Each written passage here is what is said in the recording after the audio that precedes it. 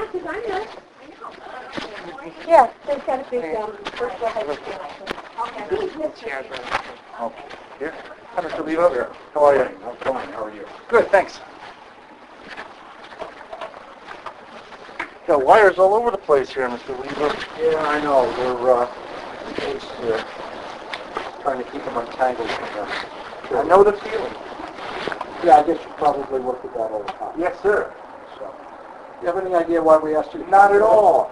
What would you guess? I don't know. I've been pondering this for a Not week. in your wildest imagination could you figure that out. Well, I mean, I can think of 4 or 5, or I don't know. I'm Try one. guessing. Would this have anything to do with other personnel at Chester? Well, indirectly, I guess. Yeah. Certainly other personnel, other people that you work with. Okay. Some communications that you've been involved with. Oh, really? Okay. So does that narrow your focus a little bit? Not specifically, no, but I care not to guess.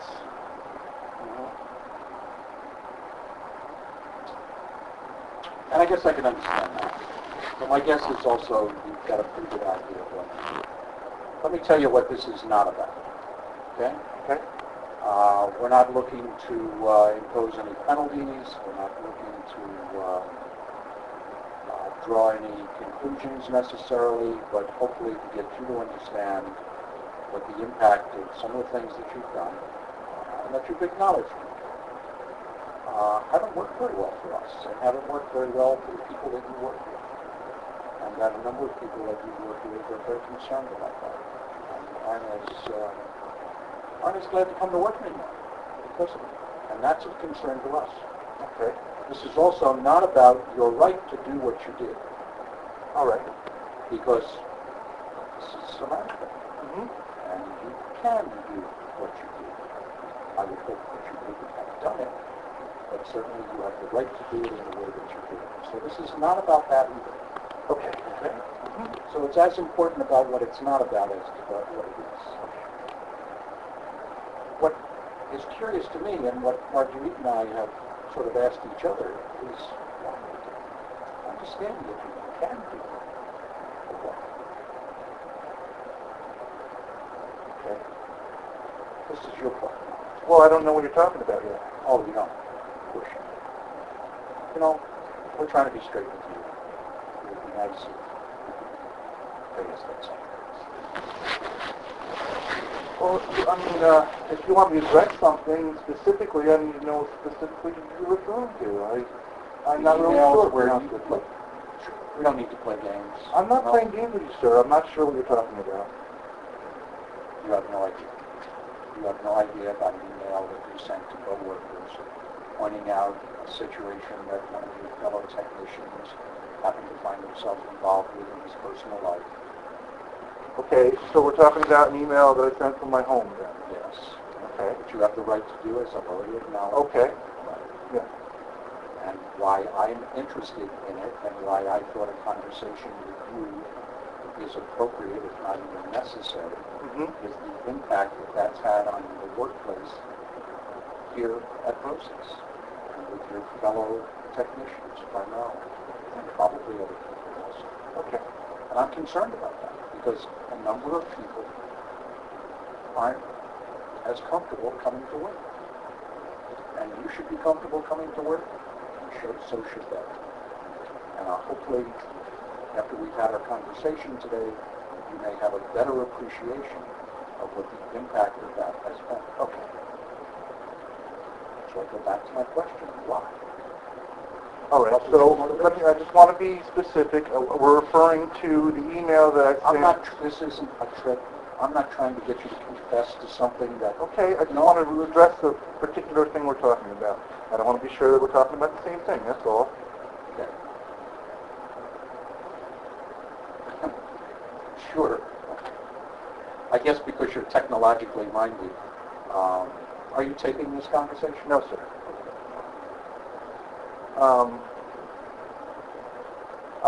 Okay, are we talking about the email in which I included a link to a police blotter? Yes. Okay. Why did I do it? I just thought it was something that other people might want to know about, that I work with. And did you think about what the consequence of your doing it might be for the individual involved? Is there an issue between you and the individual? Well, I didn't think so, but I've been told that he does have a personal issue with me. Pete Prestigiacomo we're talking about.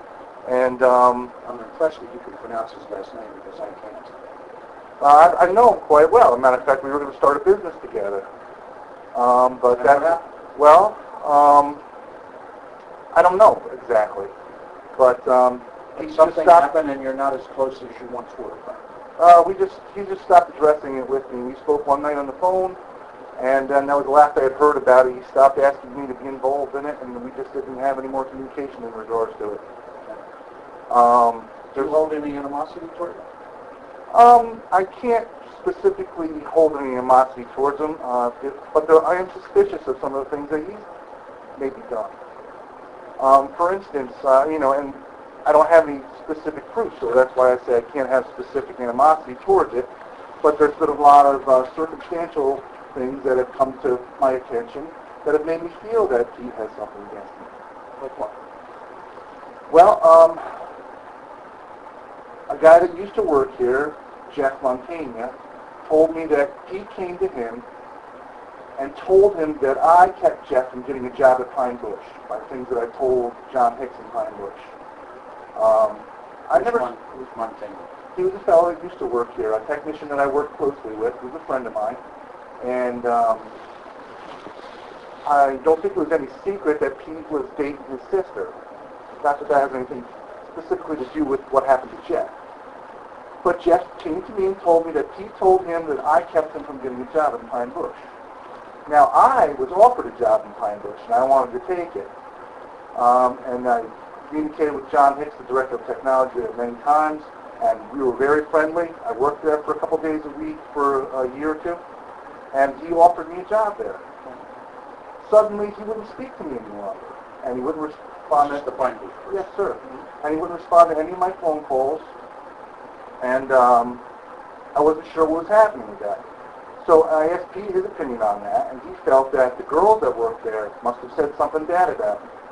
Now, I spoke to both of them, and they didn't think that that happened. They said that, why would you say anything bad? They each made a blanket for my daughter when she was born. I mean, we were very close. So there's no reason for me to think that they did that. And then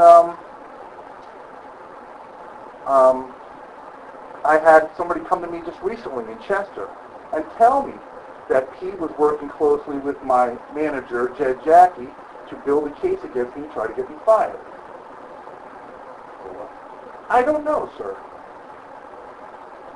Do you have any proof that that's happened? Yeah, I mean, I've been harassed for the last 2.5 years by my boss, and he's just treating me differently than other people are getting treated. This is Jim. Yes. You believe he treats you good? Yes, I do. I've been here about 12 minutes. Yes, I know. I know you're not. The only thing that I've heard about you is that you're an excellent technician. And I'm an excellent person. And I take a lot of pride in my job. And I try to do a very good job. And I help everybody. I mean, I help the custodians, the maintenance people, kitchen staff. Do you think sending out the link that you did was helpful? Well, I wasn't intending to be, maybe I was being helpful. I mean, as I said in my response, Now, in retrospect, since you've seen the reaction of some people to what you I have only had a negative reaction from one person in regards to that email. Yes. Well, I can tell you that there are a number of people who feel very All right. Well, that wasn't my intention to make people feel uncomfortable. I didn't make any Can you comment. at least acknowledge that it has had that effect? I could see how it could have that effect. But it was not my intention. I didn't comment in any way about what had happened or about Pete in any way. I didn't say, look at this guy. As a matter of fact, the police blotter that I sent had several people on it. So I didn't say who to look at, what to look at. I know it's kind of a, a nifty situation. You knew exactly what you were doing. You knew what could be of interest about the information. But that you sent. all right, well, here's the And thing. you're a smart guy. You had to have understood what the impact would be and how, if nothing else, embarrassing it was going to be for the subject of the job. Right. So Well, it's a public thing. I mean, it was on the internet. I understand. That's why we started this whole conversation with our acknowledgement that it was public information that you, in the privacy of your own home, decided to share with your family. Right. To their private emails from my private emails. That's not an issue. This Okay. isn't a trick. All right. I just want to clarify that. Absolutely understood. Understood. All right. Our concern is we want people to come to work, to do their jobs the way we know they're capable of doing. Yeah. And believe it or not, we want them to feel good about the fact that they've done it. Okay. And we want to support people. Right. And what occurred here works against that. Yeah. And that's exactly the issue. Well, So what are we going to sir, do? what can we do about what's been done as far as that goes? I mean, I won't do that again if that's what you request. I mean, Well, we certainly would ask you to think very seriously before you chose to do something like this. okay, yeah, The I fact definitely would. that you acknowledge that you will not is great. That's a positive. I appreciate that. Bosie's appreciates that. The fact of the matter is we've got a number of people who have worked here for a while, and for the most part all do their jobs well. That's why they're here. That's why they get paid every 2 weeks. But what can we do to kind of heal the situation that we have? Yeah, that's a good question. Because, well, let me just say that when I first got here 9.5 years ago, one of the first things that Jed Jackie said to me was, don't trust Pete Prestigiacomo. He said he's not trustworthy, and I shouldn't trust him. All right, but I take my own judgment of people. I take everybody's opinion with a grain of salt, but I formulate my own opinions. And so I was friends with Pete, and I kind of just kept that in the back of my mind.